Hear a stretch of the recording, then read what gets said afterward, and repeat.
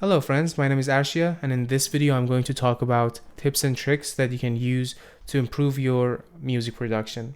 When I started producing music around 6 or 7 years ago, I really struggled with just make my song sound good.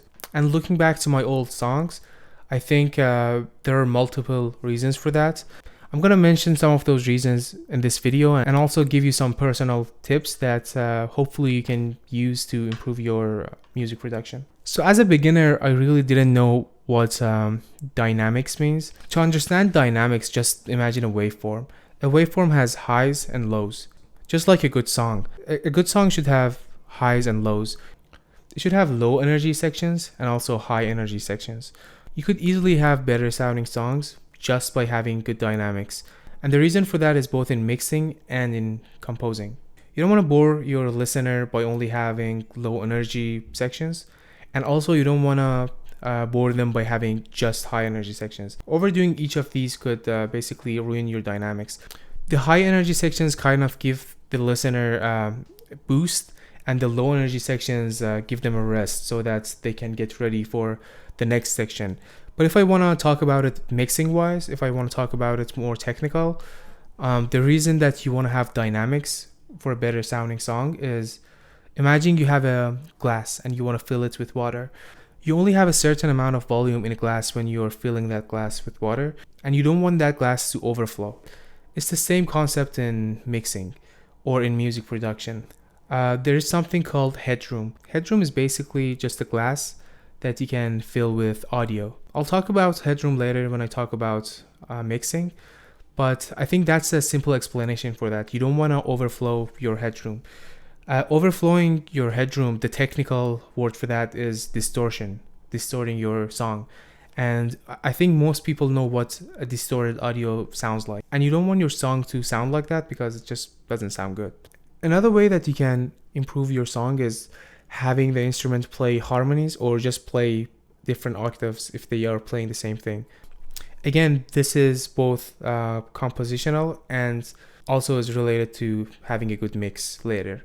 You should understand what role each instrument is playing. For example, many people don't know that piano or keys is a part of the rhythm section. So it's important to treat piano or keys as a rhythm instrument when it's just accompanying everything else. Also, as I mentioned, it's important to have your instruments play different octaves, and by doing that you're successfully making an environment in your song that's harmonically supporting each other and also supporting the main line, which could be a vocal. Next step is music theory. I'm gonna have a series of videos talking about music theory. If you don't know any music theory, just start with the basics like name of the notes, triads, chords, scales. I'll record some more videos on those topics soon, but if you can't wait, you can just go online and Google those keywords and start learning music theory. It's not really that hard. All you need to know is those topics, and I think you can learn those basic topics in probably a couple weeks. Another tip is getting to know an instrument. If you don't know how to play an instrument and you want to become a music producer, it's really hard to do that, because as a musician, especially as a music producer, your instrument is the way you talk musically. Not knowing how to play an instrument means you don't know how to talk musically. If you don't know any instruments and you just want to learn an instrument just for the sake of music production, I would suggest you start with piano or keys, because by using MIDI, you can just use that knowledge to play any instrument you want. That doesn't mean that if you know how to play piano, you will be able to play everything, but it really helps you in music production because you can get many sounds out of a keyboard. And if you do know how to play an instrument, start learning more about other instruments. And you don't need to actually know how to play that instrument. All you need to know is you just need to know how that instrument works. Because if you're using VSTs, you will be able to do stuff with that instrument that the actual instrument can't do.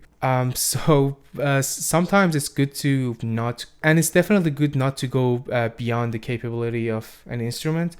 because it will be noticeable by the listener, especially if they're a professional listener, and it just doesn't sound good. For example, for violin, guitar, anything, know what range they play. It's also good to know if you mic different parts of that instrument, if you mic that for recording, what kind of sound you get out of that.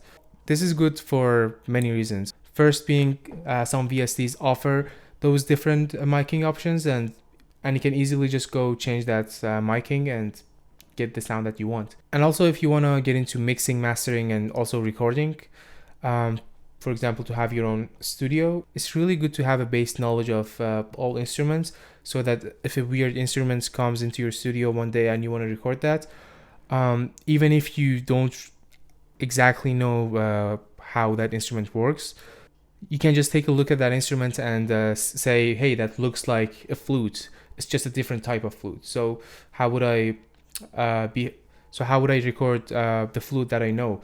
You could just apply that knowledge to other instruments as well. Next up is, please learn how to play piano. I know this is the second time I'm saying this, but it's important to know how to play specifically keys and piano. If you want to learn everything else, please do that, but also learn how to play the keys, because if you want to talk to your DAW, you gotta know how to play the keys, or else you just have to use your mouse and keyboard, which is not really convenient.